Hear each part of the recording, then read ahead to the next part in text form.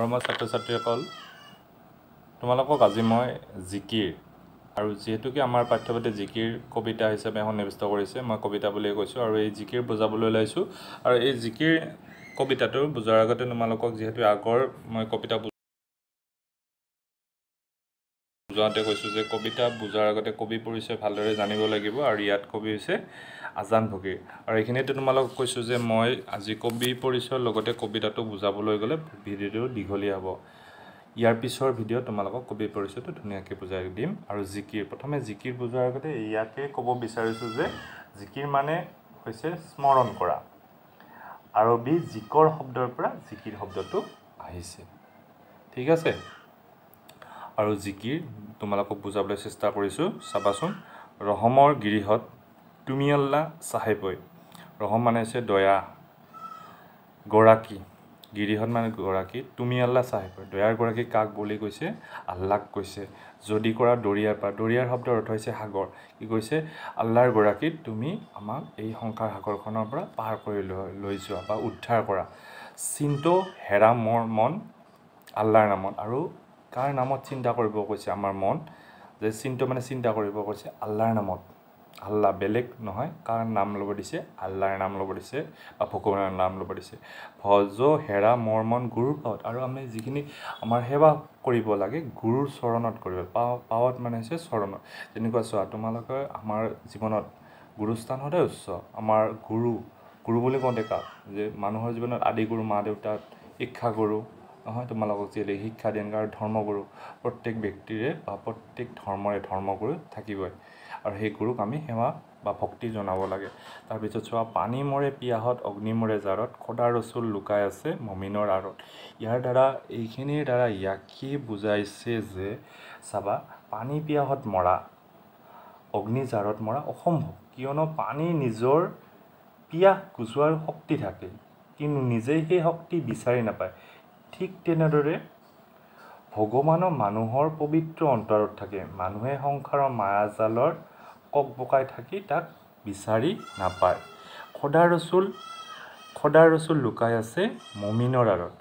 ৰচুল মানে হৈছে, ৰচুল শব্দৰ অৰ্থ হৈছে দূত বা পয়গম্বৰ। খোদা ৰচুল লুকাই আছে মমিনৰ, মমিন হৈছে বিশ্বাসী মুছলমান, আৰু সেই বিশ্বাসী মুছলমান যে আমাৰ মাজতে এই আল্লাহ বা খোদা আমাৰ মাজতে বিচাৰি পোৱা যায়। খোদা ৰচুল লুকাই আছে নকৰা বিচাৰ, আৰু আমাৰ খোদা ৰচুল দূত বা পয়গম্বৰ আমাৰ মাজতে বা বিশ্বাসী মমিনৰ বিশ্বাসী মুছলমানতে মাজতে লুকাই আছে, কিন্তু আমি তাক বিচাৰিব নাজানো।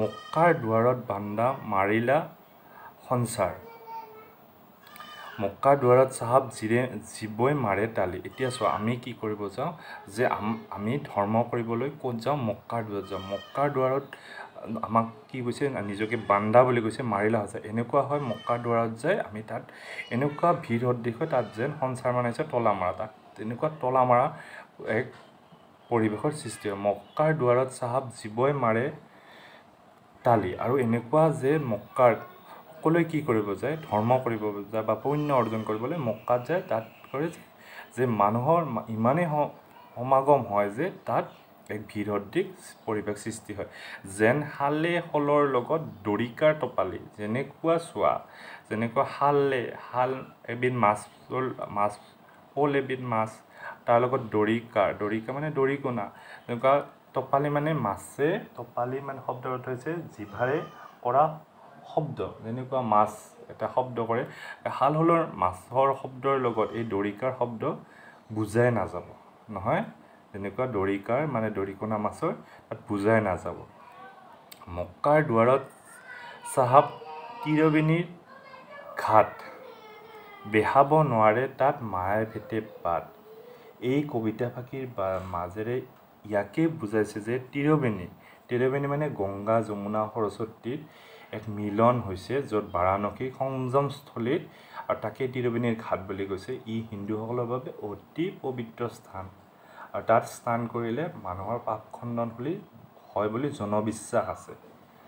আৰু ঠিক তেনেদৰে এই তিৰবেণী ঘাটৰ লগত মক্কাকো তুলনা কৰিছে।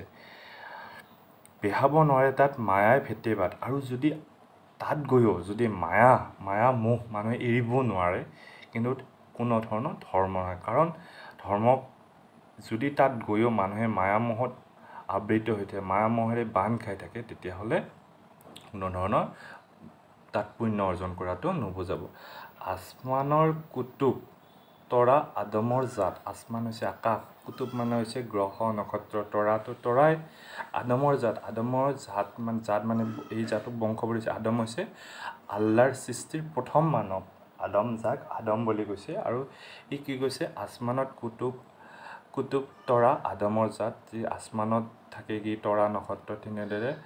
আৰু এইবোৰ আদম মানে হৈছে আল্লাহৰ সৃষ্টিৰ প্ৰথম মানৱ। সজাৰ মইনা আছে ঘনে লগাই মাত। যেনেদৰে তোমালোকে মইনা চৰাইটো দেখিছা, মইনা চৰাই কি কৰে, মানুহে ধৰি আনি সজাত ৰাখি নানা ধৰণৰ মাত কথা শিকায়। আৰু সজাৰ মইনাতে অনেক যুৱতী, তাক যি শিকোৱা হয় সেয়ে শিকি লয়, কিন্তু তাত থাকি সি কেতিয়াও শান্তি উপভোগ নকৰে। দেওমাৰি পাৰ হ'লে এৰিলে পিৰিতি, আৰু সি সুবিধা পালেই সি তাৰ পৰা ওলাই গুচি, পিৰিতি মানে আনন্দ লাভ কৰে। দেওমাৰি পাৰ হৈ জীৱই আছে চাই। আৰু আমি জীৱ ন, আমাৰ ভিতৰতো প্ৰাণবায়ু আছে, আৰু সেই প্ৰাণবায়ু যদি ওলাই যায়, চোৱা জীৱসকল ভেলৰে বিলায়। এই প্ৰাণবায়ু যদি নিমিষতে ওলাই যায়, আমাৰ দেহটো ভেলৰ লগত তুলনা কৰিছে। ভেলৰ বিলাই কি কৈছে, এই দেহৰ কোনো যদি প্ৰাণবায়ু ওলাই যায়, দেহৰ কোনো অস্তিত্বই নাথাকে। ঠিক আছে, এইখিনি আছিল তোমালোকৰ কবিতা। ধন্যবাদ।